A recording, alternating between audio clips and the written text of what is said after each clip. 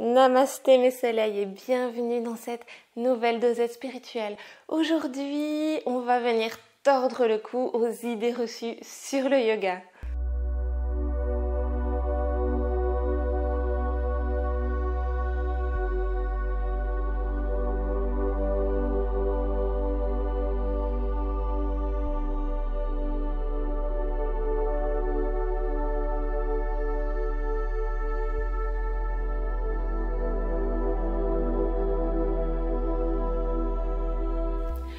Première idée reçue, celle que j'ai vraiment entendue le plus souvent, lue sur Instagram, sur YouTube, entendue par des élèves, par des personnes qui avaient peur de commencer le yoga, c'est la souplesse.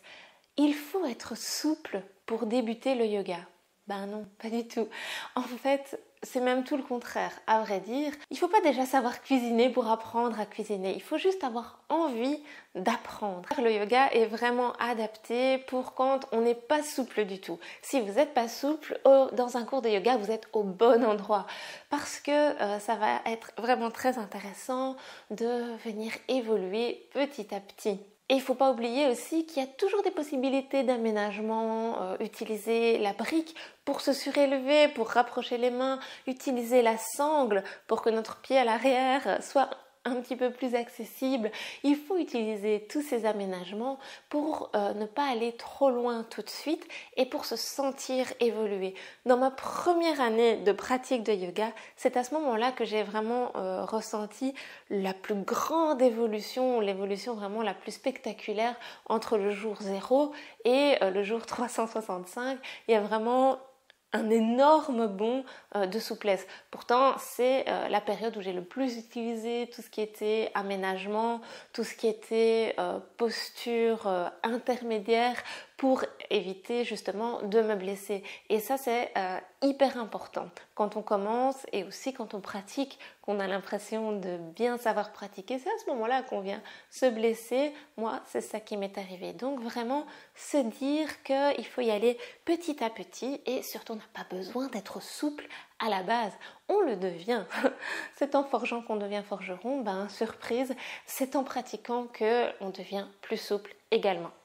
Deuxième idée reçue, très très répandue, il faut être calme pour commencer le yoga, il faut être quelqu'un de zen pour faire du yoga.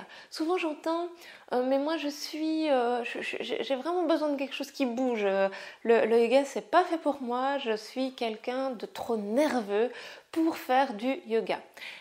On voit par exemple des personnes assises en lotus, des visages complètement détendus et on se dit que le yoga c'est ça et rien d'autre. Eh bien non, pas du tout. Il y a autant de yoga que de profs de yoga et c'est à chacun d'aller explorer, d'essayer différents cours pour trouver le yoga qui nous convient. Il y a des yogas vraiment très calmes tels que le yin yoga que je vous propose dans certaines vidéos, des yogas doux, des yogas relaxants, mais il y a aussi des yogas vraiment plus dynamiques comme par exemple les séances de vinyasa que je vous propose. Il y a aussi l'ashtanga qui est très codifié, très dynamique, le power yoga qui est presque de la gymnastique et ce sont vraiment des yogas qui permettent une grande dépense énergétique et dans laquelle vous pourrez rencontrer ce besoin de bouger. C'est ainsi que moi j'ai commencé le vinyasa dans mon besoin de bouger. L'apaisement que l'on ressent ensuite, eh bien, il vient du rythme que l'on s'impose dans la séance, il vient de la respiration sur laquelle on met le focus et en tout cas il vient dans un second temps. Je crois que ce qui est intéressant dans un premier temps quand on débute par exemple le yoga, c'est de ne pas se prendre la tête avec ces considérations vraiment ou de se dire il faut que je dois faire comme ceci, je dois faire comme cela. Non, simplement recevez ce qu'il y a à prendre dans votre séance de yoga et si vous avez besoin d'un yoga dynamique pour ensuite plus tard ressentir un apaisement, eh bien faites-le. Un dérivé de cette idée reçue là, donc le fait que le yoga c'est trop calme, c'est que on ne se muscle pas avec le yoga.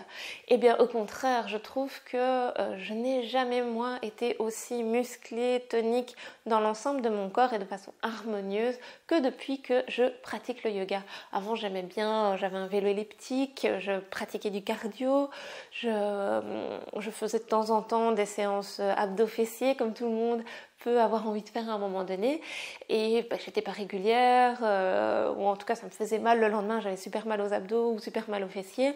Ça m'arrive pas tellement avec le yoga, et je constate vraiment au fil des mois, au fil des années que mon corps est vraiment beaucoup plus renforcé. Je sais arriver dans des postures dans lesquelles il faut vraiment beaucoup de musculature au niveau des bras et des abdominaux par exemple, alors que c'était inenvisageable du temps où je faisais des abdos fessiers.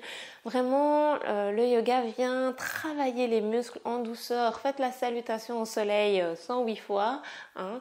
Vous verrez que vous aurez les bras qui chauffent, les épaules, les abdos et aussi le bas du corps. C'est vraiment complet et on peut vraiment travailler harmonieusement le corps à travers le yoga. Souvent j'entends aussi des gens dire oui mais moi j'ai pas tellement envie de méditer, le yoga c'est surtout de la méditation et j'ai pas envie de faire ça. Mais je vous comprends, moi non plus j'avais pas vraiment envie de méditer quand j'ai débuté le yoga, et il faut pas se prendre la tête je pense avec toutes ces considérations de méditation parce que pour moi, surtout quand j'ai débuté et encore aujourd'hui, j'estime que le yoga est en soi une méditation par le mouvement. Le fait de bouger en conscience et de plus en plus en conscience au fil des semaines et des mois, ça nous amène véritablement une méditation dans notre corps qui vaut tout à fait une méditation où l'on va rester assis et fermer les yeux. Un autre préjugé sur le yoga c'est pour les gens riches. Alors c'est vrai que quand on voit Instagram, quand on voit toutes les publicités, tout le marketing autour du yoga, j'ai vu récemment un tapis de yoga passer sur Facebook. C'était je pense une petite blague, mais c'était un tapis de yoga Louis Vuitton qui était à des milliers d'euros. Non mais quoi? Voilà. Ce n'est pas la réalité du yoga. Alors oui, il y a des cours qui sont très chers, surtout dans les capitales et même en ligne. Hein. J'ai déjà vu des cours en ligne très très chers. Je crois que il ne faut pas se diriger vers ces cours-là. C'est pas parce que ces cours-là sont plus chers qu'ils sont plus compétents que d'autres. Le yoga doit rester vraiment quelque chose d'accessible. Mon matériel de yoga, c'est quelque chose qui n'a pas coûté très cher. On peut s'en sortir avec une tenue vraiment toute simple, une tenue, un legging et un haut de ville ou un simple t-shirt. On peut aussi s'en sortir à des cours en ligne pas trop cher. Moi je vous propose par exemple un programme qui est à 39 € pour 8 séances et 4 méditations.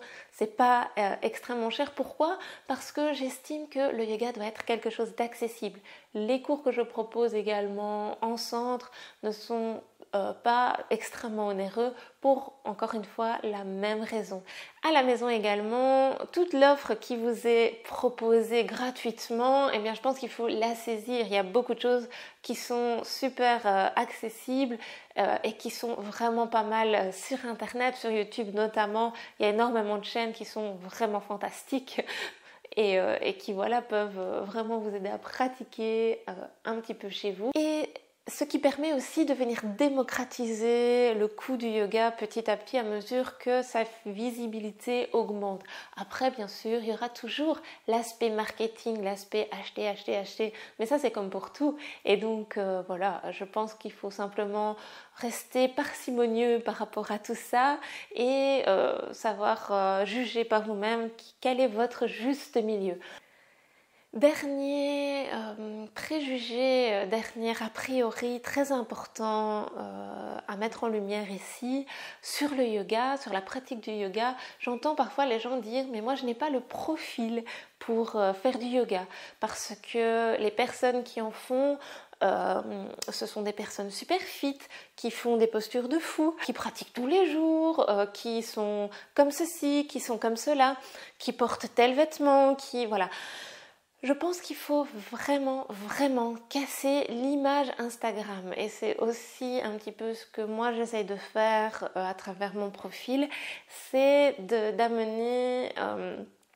des postures qui sont tout à fait accessibles. Moi, je trouve ça super important de casser cette image-là.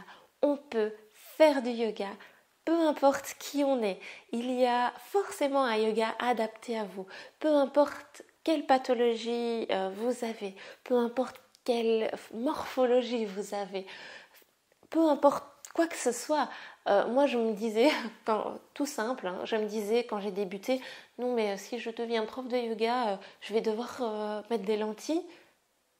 Non. En fait, on peut faire du yoga avec des lunettes. Surprise.